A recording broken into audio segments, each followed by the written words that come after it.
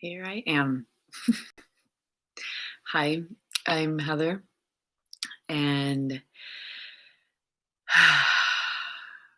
I have I've been definitely resisting and kind of avoiding doing this video or this series of videos that I plan to make.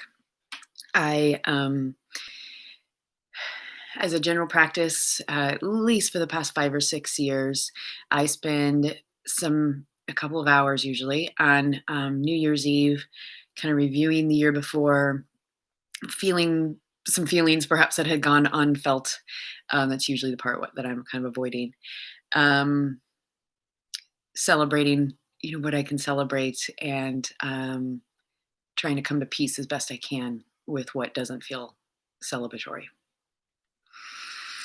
And today it is December 31st, 2020, and I think it's pretty fair to say I'm never gonna forget 2020.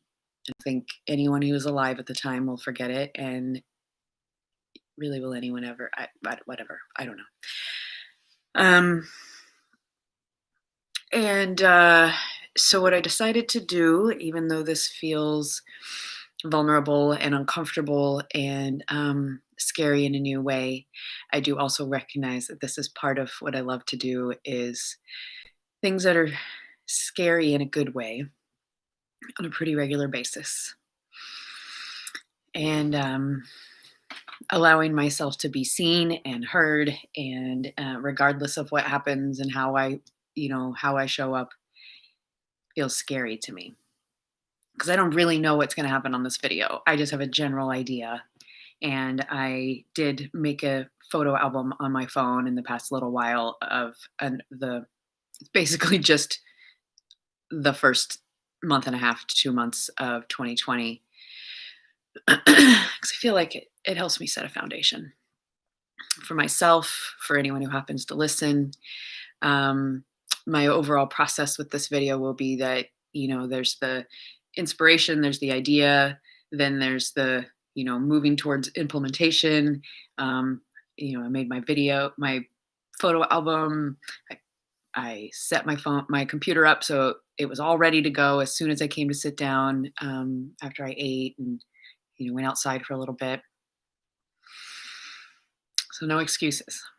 So I'll make the video, and then eventually it'll feel fun to me, the idea of watching it, and I'll watch it. And when I watch my own videos or listen to my own recordings, especially the first time, I try to just listen as if I were listening to a woman in a woman's circle, or another human in a woman's circle. You know what I'm trying to say. And just witness myself as if I don't know this woman telling this, saying these words. Like beginner's mind, that inner witness, but in the reality. And that's always a whole nother level of understanding that I have of myself. And often I find a great deal of compassion. Sometimes I notice stuff that I hadn't noticed before. So it's a fun part of my process. And I don't want to get off on tangents. There are many tangents to go on. And that's part of my plan for 2021, is I'm just going to let myself go on my fucking tangents and talk about whatever the fuck I want to talk about, whenever the fuck I want, whether there's someone to listen or not, because in this beautiful new world, someone can listen in a year or a day or 20 years. And I truly believe that whenever they hear these words, it will still feel relevant and interesting, regardless of when it is. Witnessing through time. Okay, so I feel like, to be fair, to start a recap of 2020, I have to back up into 2019 just a little bit, because a few things that were very foundational to 2020 happened. In mid-November, my daughter, who had been struggling to complete high school in the typical way, due to a prolonged recovery from a post-concussion syndrome, a head injury. It's been a long couple of years. She finally came to the space of, you know what? Me trying to go to school, and we've tried everything, and we've worked with this big team of experts, and we've done all the doctor stuff, and we've done like everything that could reasonably be done. I am not going to make it through high school in this way. It's not working. I was so delighted to hear that. But she really wanted to feel like she had tried absolutely everything. And she does.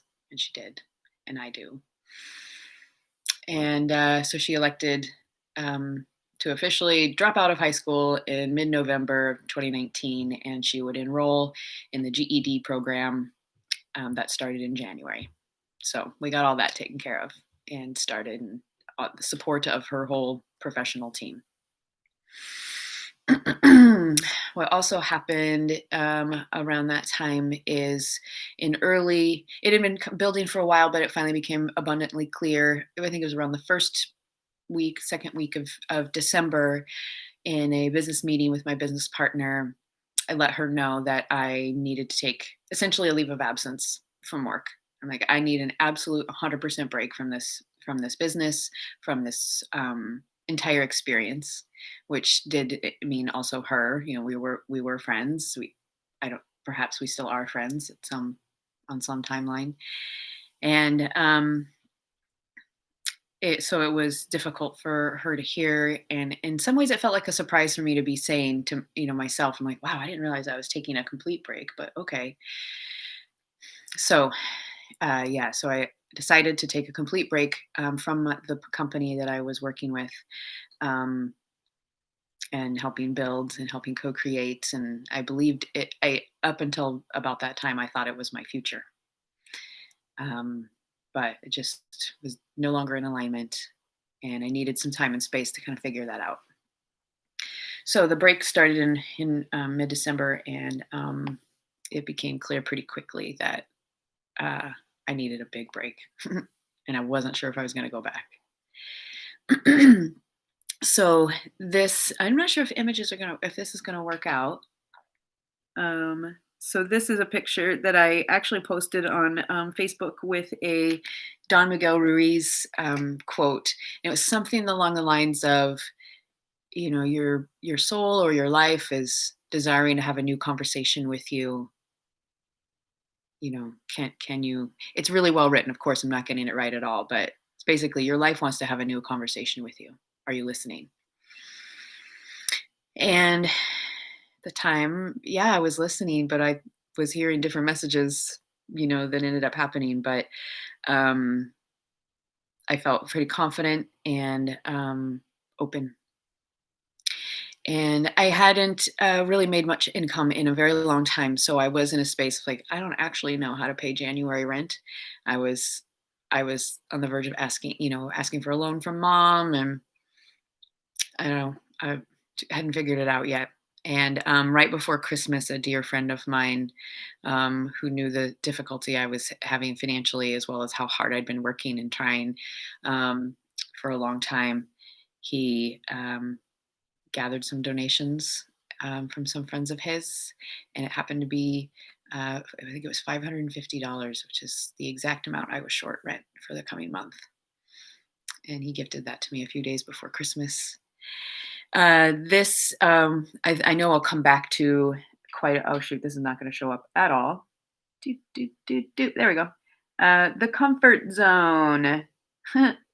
And what that's saying is, in here, safe and in control, low risk, low reward, in that very center. And then it goes out a little bit to the fear zone, and a little more to the learning zone, and a little more to the growth zone. And in the growth zone, you find your purpose, you live your dreams, you set new goals, and you conquer objectives. I've been in the learning zone, which was face challenges, problem solve, acquire new skills, and extend the comfort zone. I'm definitely stepping strongly into the growth zone now. All right. So to Christmas.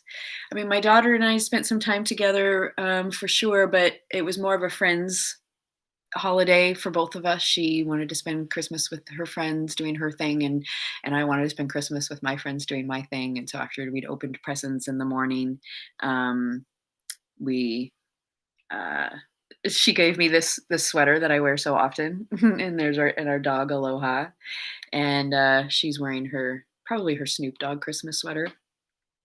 But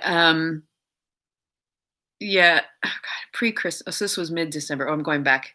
Uh, I have to remember that I don't have to be linear. Like there's this big piece of me that is like I have to get the timeline accurate. I have to remember the facts correctly. Like the historian, the researcher in me is like really detail oriented, and then the storyteller is like, "Fine, the details aren't that important. If I jump around a little bit, it's all right. Like, well, just this is fun time."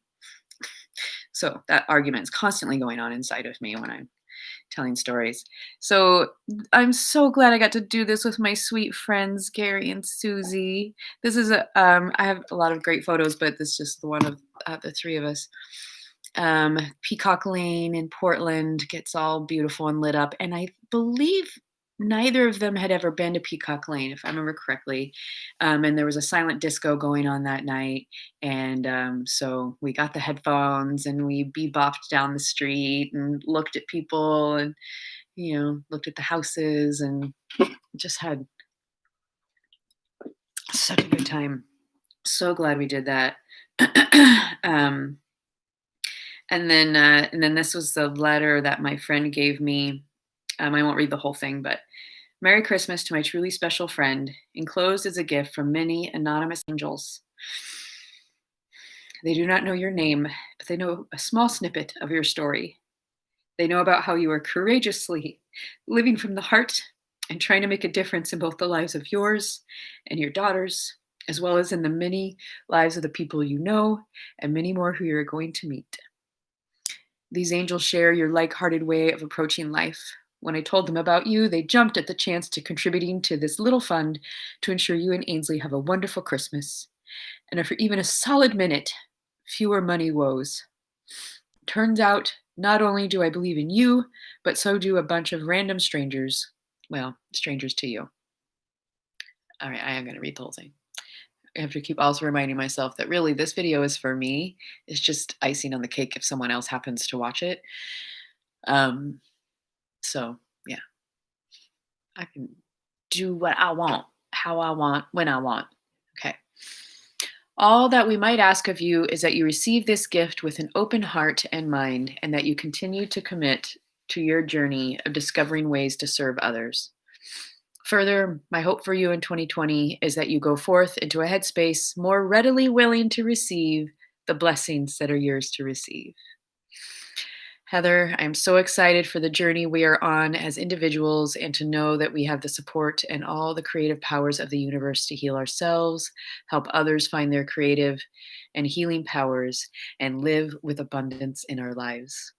You're such an amazing friend to me all of these years, and I cannot think of a more beautiful soul than yours to co-create new dreams of the future with. Love you long time. Longest ever of any friend of. And I'm going to leave his name out just because he's shy and likes to be private.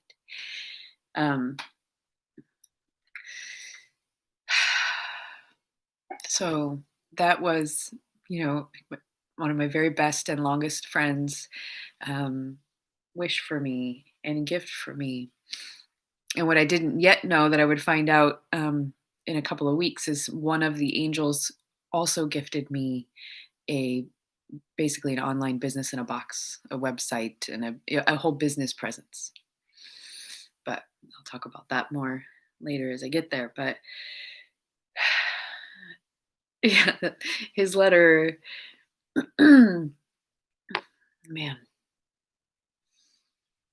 I really do believe that at some level, I don't know exactly what the mechanism is, but at some level, there is some version of me that comes back from the future or other timelines or whatever, and is like, hey, dude, there's some big shit about to go down. You need to get your shit together and get ready.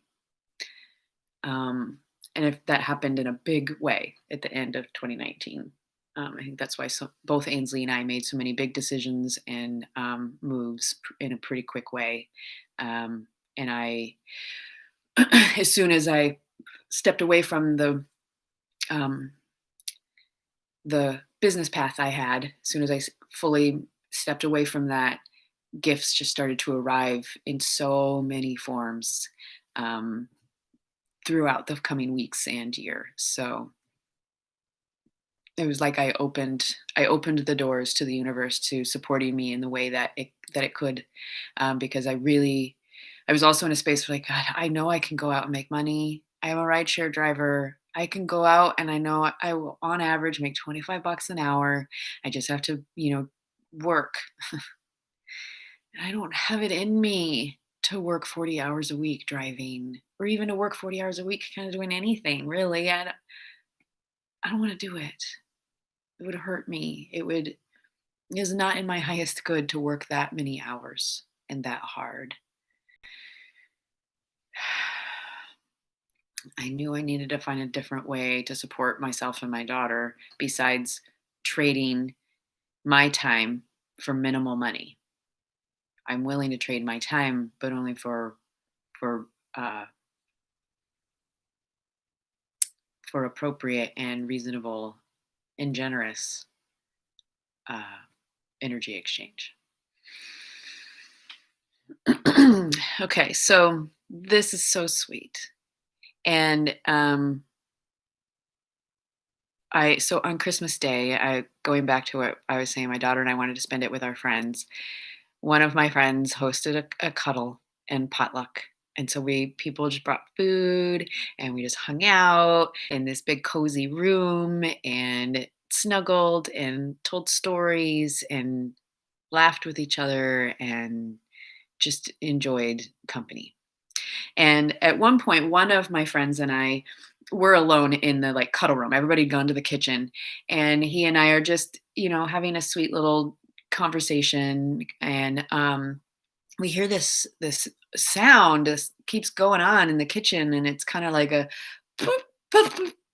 I can't do it. I can't do it at all. Like, my tongue is not working. It's a trilling sound, and then more people are doing. Like, people are trilling, and more trilling, and we're like, what's going on? And then it just kept going on. So I'm like, we need to go see. We need to go see what's happening. And so we go into the kitchen, and there's this waving, trilling, eating, giggling thing going on. And of course, my friend joined, and oh my God, it's so sweet. So sweet. Really lovely way to spend Christmas. It's just giggling and eating and trilling. So, okay, so moving on. So I guess on December 29th, I was already deep into my end of year process, and I knew I had a lot to let go, and I was going to use all of my tools. And at the time, I was a member at the Northeast Community Center, and so I was going there a lot, and I was using the sauna as much as possible, and it was amazing. I pretty much always had it to myself. And on this particular day, I felt like, okay, I need to take a couple of images of myself because I liked it. It's part of the data I keep. Is I do take a lot of selfies. I don't share very many selfies, but and I didn't used to take many photos, but I finally realized I like to see how much I'm changing, and it kind of blows my mind how much I'm changing. So this is a picture of me. I'm good and sweaty. I've been in the sauna for a while. I guess I've probably already rinsed my hair. And yeah, it feels kind of fierce and knowing, kind of in retrospect, again, it's kind of one of those moments where I'm like, was that my higher self coming through and going, hey, bitch, shit's about to go down. It's going to be okay, though. Don't worry. I don't know. So I I went out driving on New Year's Eve, just like I have all these other, for years. Me and badass the magical manifestation machine hit the road and had many adventures and met many people. And I'm sure I made 300 bucks, or I don't know. I usually made at least 250 every New Year's Eve.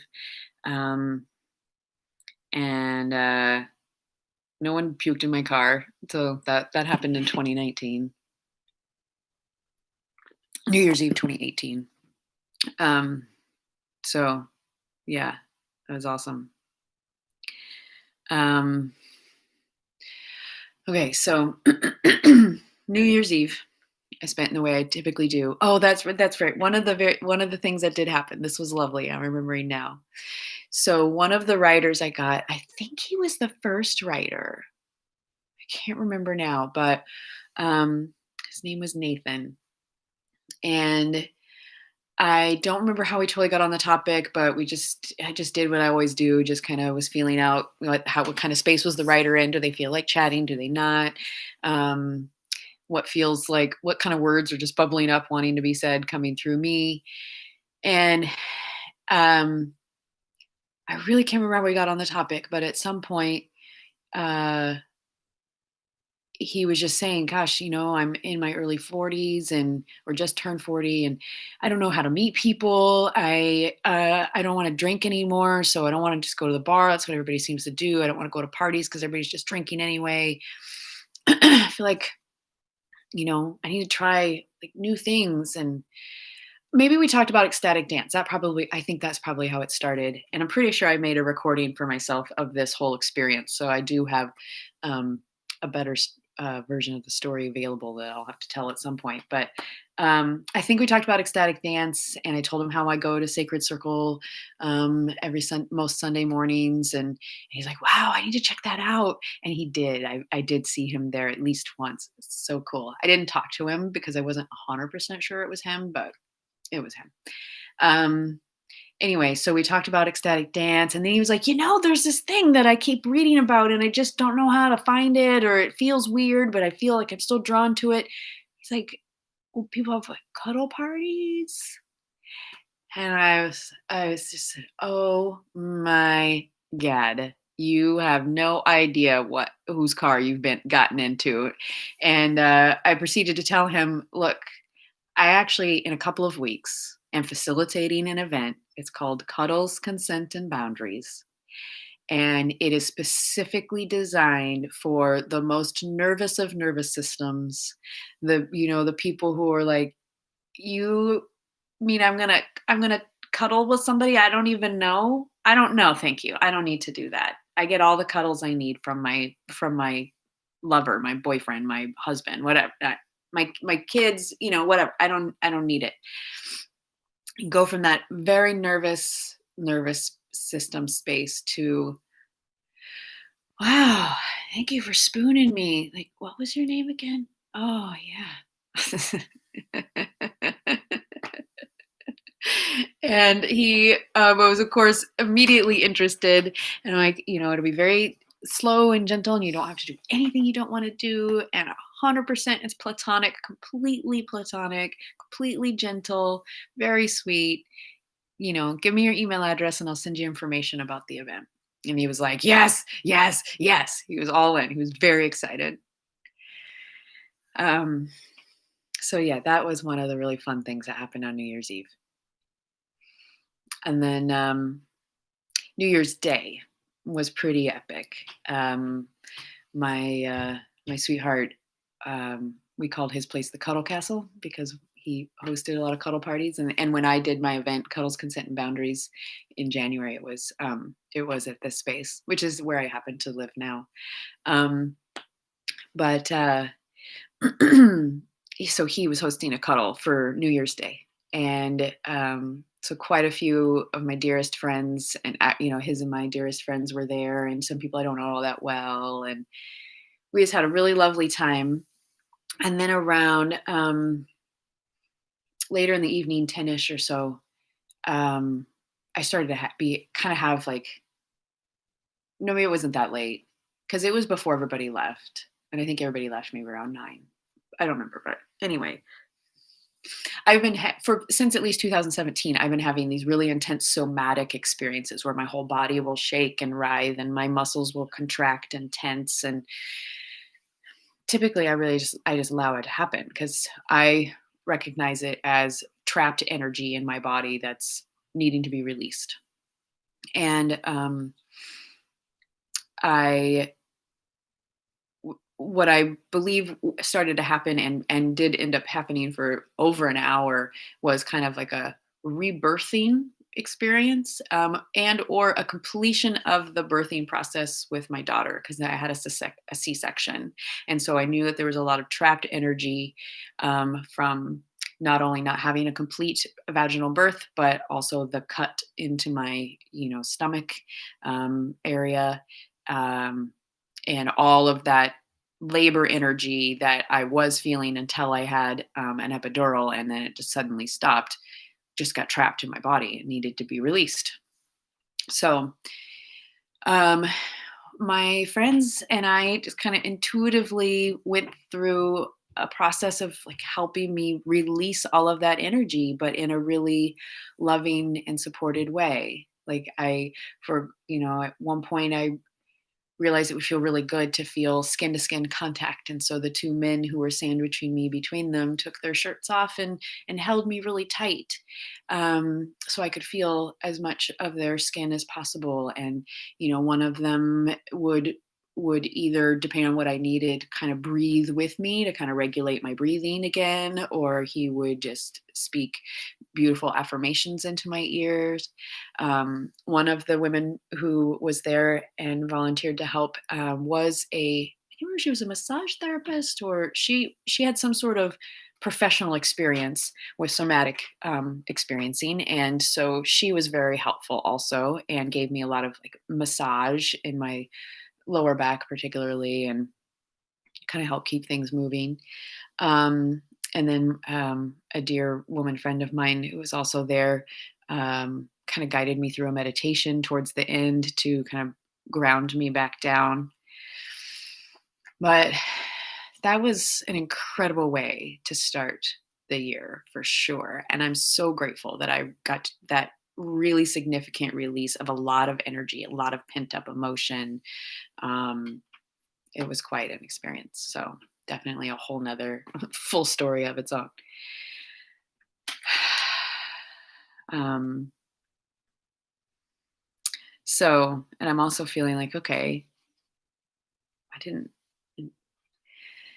I can't take half an hour to go through per week, but these were just particularly dramatic periods, I guess. So I think what I might do is, end it here and pick back up. Yeah, I think that's what I'll do because I could use a little break. I'm going to go shake my body a bit. I'm going to make some noise.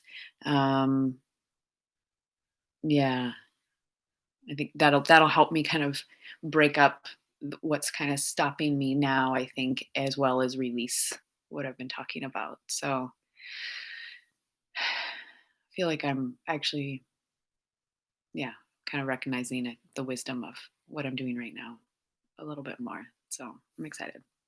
I'm going to leave it with this image, which is my dog, Aloha. This was her favorite sentry point, because from that spot in the house that I lived in at the time, she could see the living room.